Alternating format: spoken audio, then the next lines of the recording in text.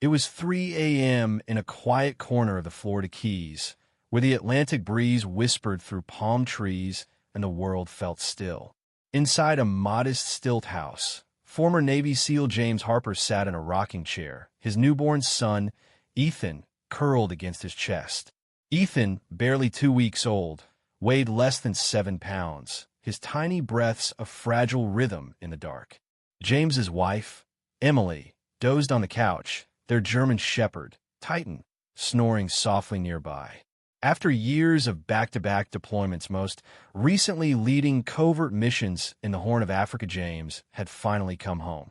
This house, this moment, was supposed to be his sanctuary. No alarms, no gunfire, just peace. He'd made sure of it. Cameras installed, locks reinforced, a silent alarm synced to his phone. Every detail was perfect, every paper filed with the local Homeowners Association, signed and notarized. Or so he thought. The silence shattered with a bang so loud it shook the walls. James was on his feet before his mind registered the sound, instinct kicking in like muscle memory. He grabbed the Glock 19 from the nightstand loaded. Safety owned, moved toward the foyer, heart pounding with a precision only combat veterans know. Through the glass, he saw 2 men on the porch. One, broad and barrel-chested, wore a black vest stamped with HOA enforcement in bold white letters. The other, slimmer, hid his face behind a cloth mask. No badges, no warrants, just arrogance dripping from their posture. The vested man pointed at the porch light and barked. Violation of community code. We're here to check utilities. Before James could respond, the masked man shoved past him, striding into the Lee VY Ing room like he owned the place. Titan growled, but stayed put, trained to wait for a command. James blocked the hallway, his voice low but steel. You're not authorized. You don't come in here without notice. Not at this hour. They didn't listen. The masked man turned down the hall, pushed open the bedroom door, and muttered something about checking wiring. Emily stirred, half awake, clutching a baby blanket. James, what's going on? She whispered, fear creeping in her voice. James took a step forward, but it was too late. The intruder grabbed a tall wooden dresser by the crib and yanked it forward like it was nothing. The wood groaned, tilted, and crashed onto Ethan's crib with a sickening thud. The sound was worse than any explosion James had ever heard. Emily screamed, a raw, primal cry that cut through the night. James's world froze, his legs locked, his breath caught, his soul turned to ice. He lunged, ripping the dresser upright with a strength born of terror. The crib was splintered, the mattress crumpled. In the middle, Ethan lay still, not crying, not MOVYing. James scooped him up, hands shaking. A faint quiver in Ethan's chest, then nothing. Emily collapsed beside them, sobbing, pleading, call 911. Please, baby, breathe. The men didn't flinch. The one in the vest shrugged. He must have pulled it over himself. We're just doing our job. Then they walked out, not a glance back, not a shred of remorse. James stood there, cradling his son, blood running cold through his veins. His world didn't just crack, it shattered. And in that moment, he knew the fight wasn't behind him. It had just walked through his front door. Time fractured as James held Ethan, whose tiny face was pale, lips tinged blue. A trickle of blood stained his cheek. Not much, but enough to twist James's gut into knots. Emily dropped to her knees, whispering Ethan's name like a prayer, her hands trembling as she tried to support his head. James's military mind screamed to his SESCHEC airway, monitor breathing, but his heart was screaming louder. This wasn't a battlefield.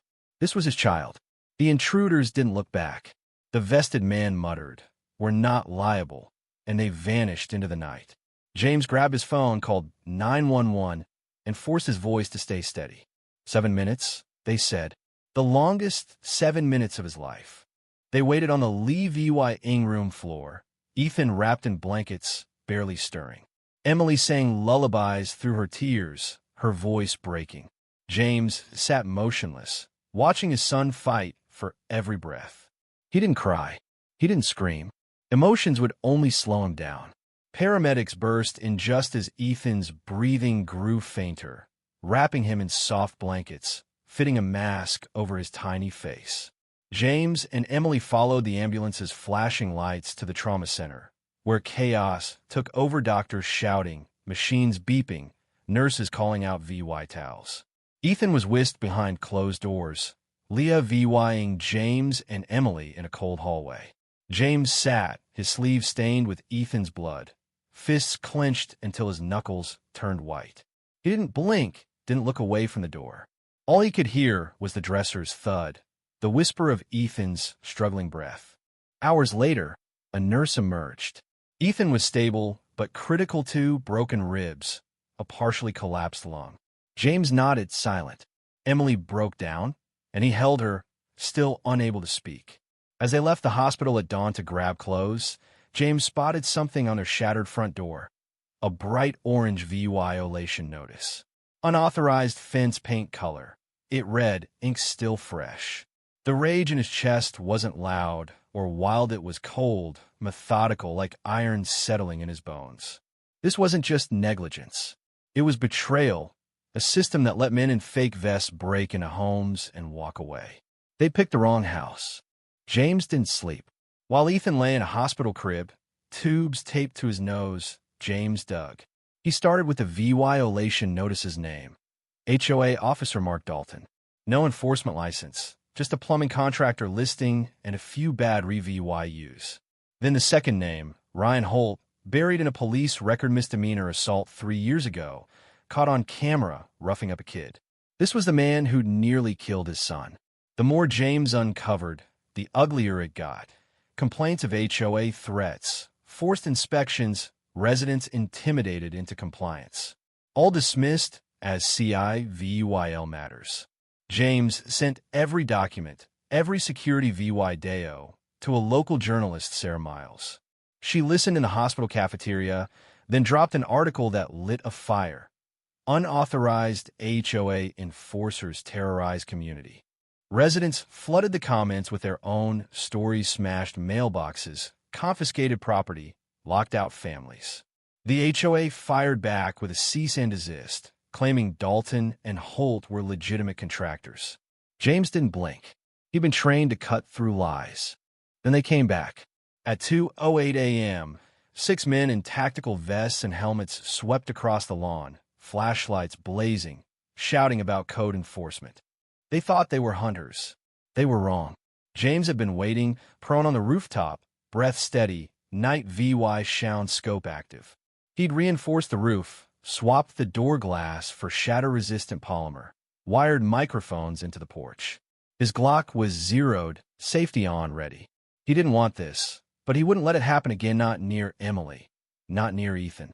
The lead man drove a crowbar into the door. On the third strike, it cracked. 2 seconds, that was James's window. He fired once, and the man dropped, clutching his leg. A second man bolted toward Ethan's nursery. James fired again, hitting his arm. The man collapsed, groaning. The others froze. On the ground, hands out, James's voice cut through the night, calm and unyielding. "Move," and I assumed threat posture. They obeyed, flashlights clattering. One stammered, "We're just HOA." James didn't waver. "You're not authorized. You're on my property." Sheriff's deputies arrived, called by neighbors, and stopped short at the scene. 3 intruders zip-tied, 2 wounded, 1 trembling in fear. James sat on the porch, Glock holstered, a binder of legal statutes open beside him. A deputy, recognizing him, asked, "You okay, Mr. Harper?" James nodded. "Did what I had to." The EVY Denke spoke louder than sirens. Security footage, prior complaints, Ethan's medical reports. The story exploded online. VY Deos shared thousands of times. Public outrage drowning out the HOA's claims of excessive force. The county prosecutor stepped in. No room for self-appointed lawmen, especially when they harm children. Mark Dalton and Ryan Holt were charged unlawful entry, impersonation, assault on a minor. The HOA president faced indictment for running an illegal security operation. The HOA collapsed, members resigned, meetings dissolved. James and Emily won a due $4.8 million lawsuit for medical costs and emotional distress. But justice wasn't loud. It was Ethan's steady breath, Emily's peaceful sleep, a home safe again. A year later, James sat in the morning light, Ethan giggling in his arms, healthy and playful. The house was fortified military-grade glass, new security systems, a silent perimeter. James hired a legal team, not out of fear but readiness.